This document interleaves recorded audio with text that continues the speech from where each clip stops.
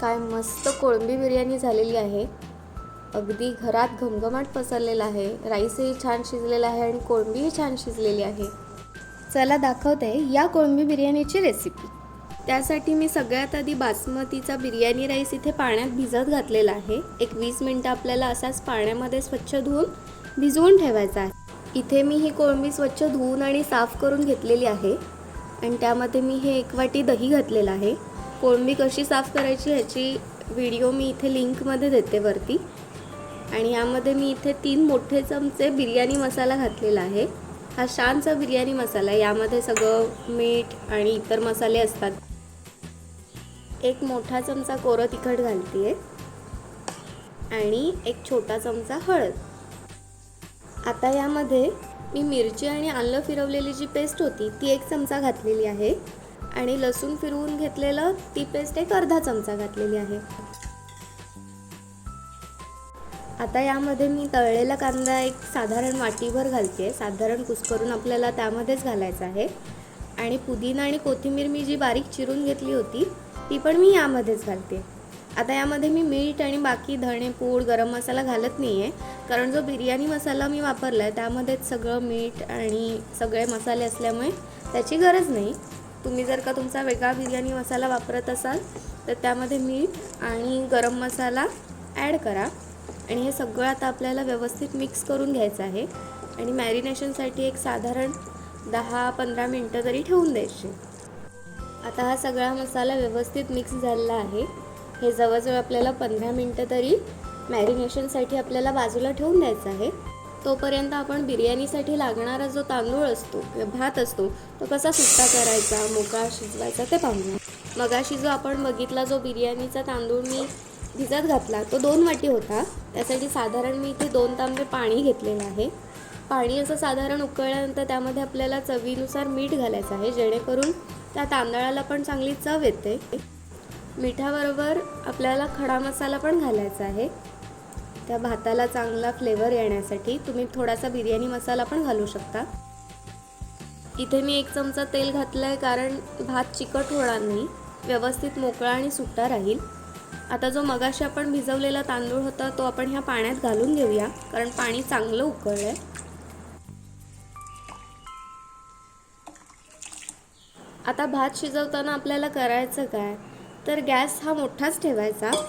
जवळजवळ 7 मिनिटं तरी आपल्याला गॅस मोठा ठेवायचा आहे आणि जेव्हा तांदूळ असे नाचायला लागतील तेव्हा आपल्याला गॅस बंद करायचा आहे। साधारण 7 मिनिटांनी तांदूळ असे नाचायला लागतात, आपल्याला तिथे दिसतंय त्याप्रमाणे जेव्हा तांदूळ असे नाचायला लागतील तेव्हा गॅस आपल्याला कमी करायचा आहे आणि आणखीन एक 5 मिनिटं ठेवायचं।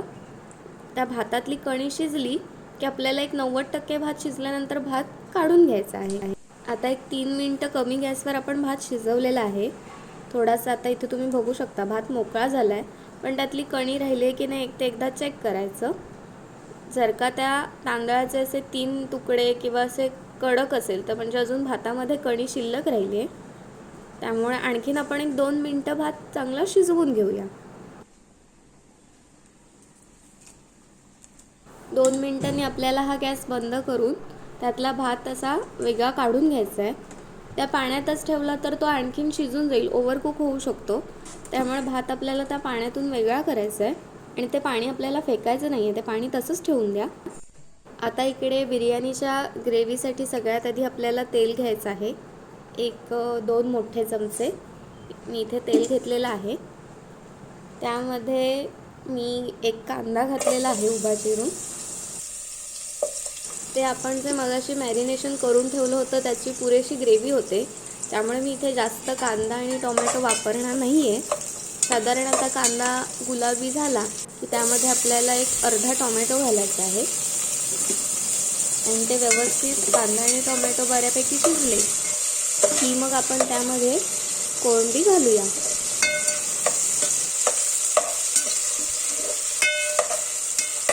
आता कांदा टोमॅटो बऱ्यापैकी शिजलेले आहेत।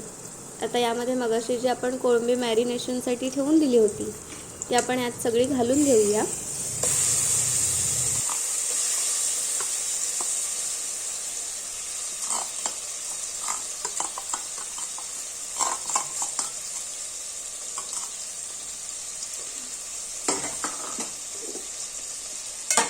आता हा सगळा मसाला आपण तेलामध्ये व्यवस्थित मिक्स करून घेऊया आणि हे सगळं पसरवून आपल्याला असंच झाकून एक जेमतेम 3 ते 4 मिनिटासाठी ठेवायचं आहे. जास्त वेळ आपल्याला शिजवायचं नाही आहे ह्याला. 3 ते 4 मिनिटं झाकून थोडंसं शिजण्यासाठी ठेवून द्यायचं वाफेवरच.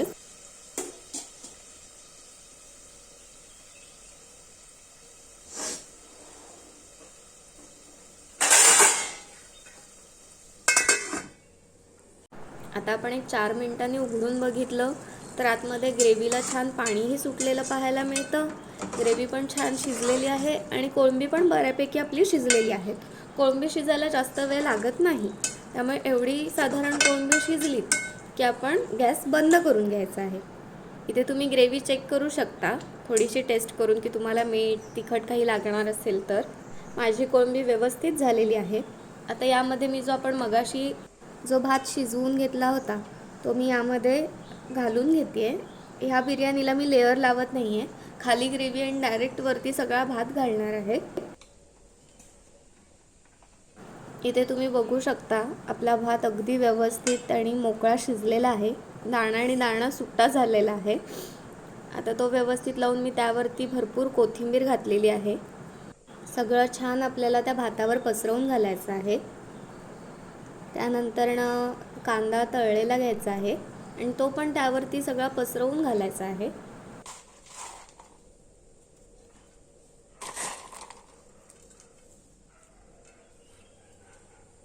मी इथे वरती काजू लावत आहे.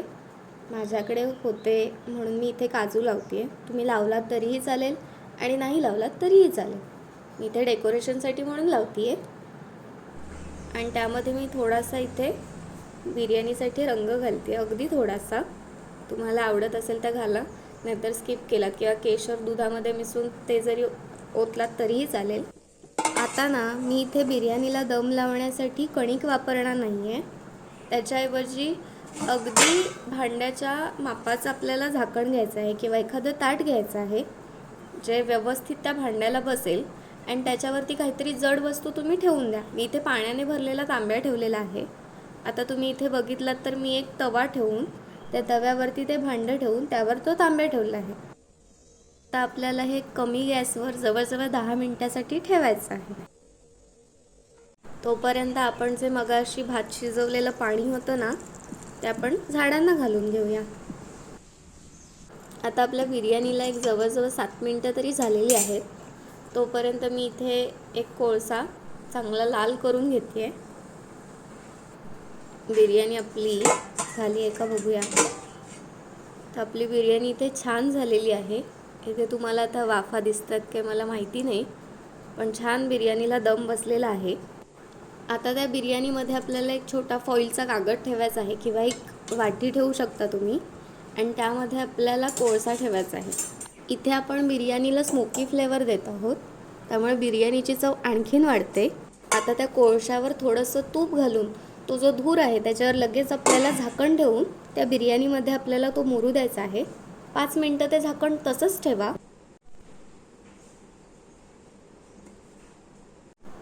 आता आपण इथे बिर्याणी उघडून बघूया. मस्त असा बिर्याणीचा वास आणि त्यात तो स्मोकी फ्लेवर.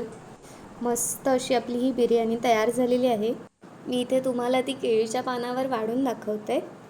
इथे तुम्ही बघू शकता बिर्याणीला रंग छान आला आहे. बिर्याणीचा राईसही अगदी मोकळा शिजलेला आहे.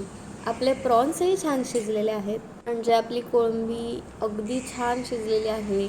मस्त अशी कोळंबी बिर्याणी ही इथे आपली तयार झालेली आहे.